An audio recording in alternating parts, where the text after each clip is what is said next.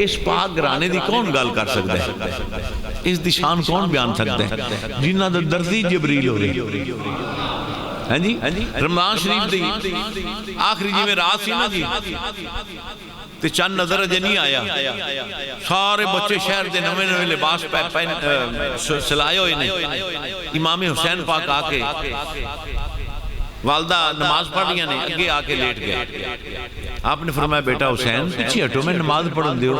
امی جان سارے بچیاں نے شہر دے نے نویں لباس کپڑے سلوا لینے تے صبح جے عید ہو گئی تے ساڈے کول تے لباس کوئی نہیں نواں نویں کپڑے ساڈے کول تے کوئی نہیں. آپ نے فرمایا بیٹا دردی تہاڈا لباس سلا سلا لے کے آ جائے گا.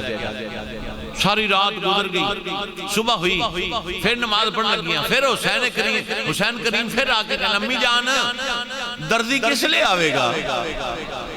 انہیں تھوڑی دیر بعد نانا جان آ جان گے جان واسطے نماز واسطے. آپ نے فرمایا بیٹا انہیں دردی سلے سلائے لے کے آ جائے گا.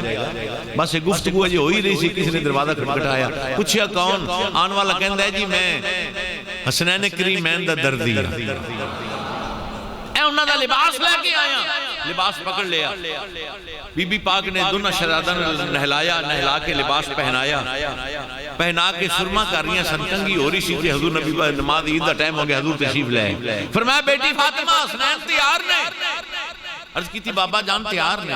جلے حضور نے لباس ویکھیا فرمایا بڑا خوبصورت لباس ہے. بیٹی فاطمہ یہ لباس حسنین دا کتھوں لے آندا جی؟ ان ویکھو پوچھتے پہنے کتھوں لے آندا جی؟ ساڑھے واسطے پوچھ رہے سن کتھوں لے آندا جی؟ آپ نے فرمایا بابا جان پتہ کوئی نہیں میں اس طرح وعدہ کر چکی سا.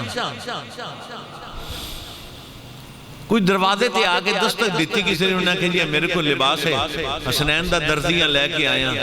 حضور مسکرائے فرمایا بیٹی فاطمہ پتہ ہی ہو آنے والا دردی کون سی؟ ابا جان اللہ دا رسول جانے کون سی؟ فرمایا میرے حسنین دا لباس سی کے لیان والا دردی جبریل امین سی.